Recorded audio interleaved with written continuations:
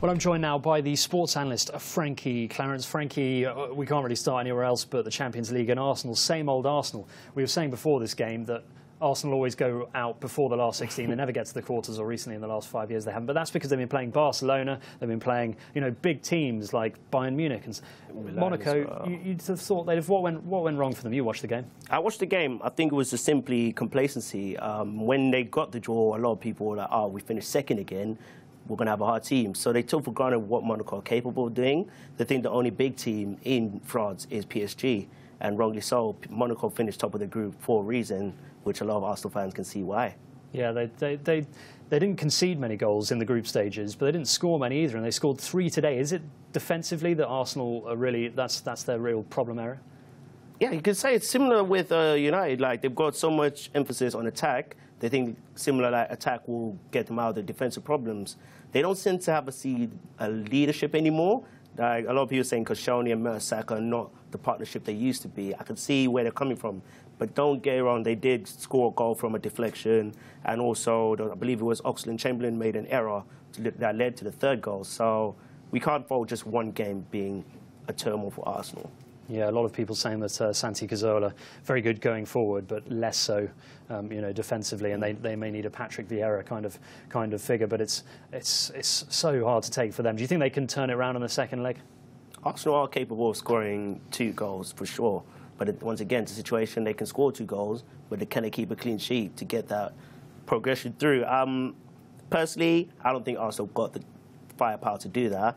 I know I've got a lot of people saying that Arsenal can do it. They can fight for Premiership, but they're a better team than last season, don't get me wrong, but I just feel like they haven't got stability or consistency, especially, personally, I think if Flamini's not playing, they've not really got a holding midfielder that can do the job. A lot of people say Jack Wilshere, he only plays like 10 games a season, or he get injury prone, so yeah, that's the error for me.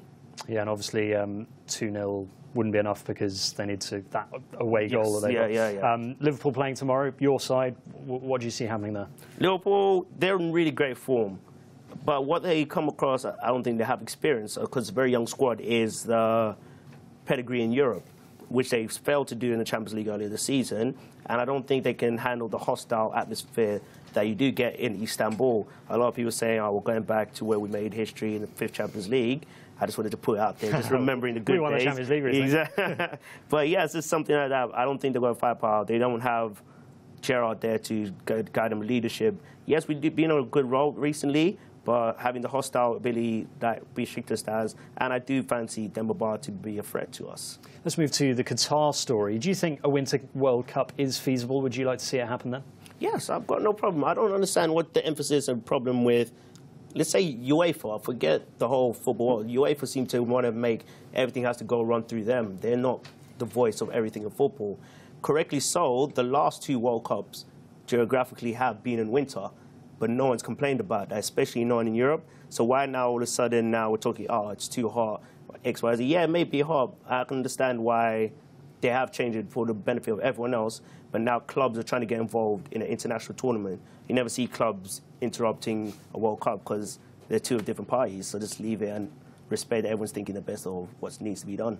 Yeah, I guess why they're particularly annoyed is because the bid said it was going to be in the summer, and now they're saying, oh, let's just change it from the bid. They won it on that bid, so it's unfair for them then to completely change what they'd originally planned. Yeah, but look, what's it? The World Cup, this World Cup is going to be in like 7 years' time. I think that's enough time for people to adjust by it. You need to understand a lot of teams in the Southern Hemisphere, even North America, they play their season around the World Cup because during their domestic season is during the World Cup period, but they never complained about it. So why does Europe seem to be the case? Yeah, and I guess there's the argument that if you're not going to give Qatar the World Cup now, or you're going to rule out large swathes of the world if you're not going to let them play in the winter, because otherwise, countries are too hot in our summer for them to play the World Cup. So it's just about giving other countries the chance to host the World Cup. And as you say, why should Europe dominate that process? Anyway, Frankie, thank you very much. We will have more for you in a little while.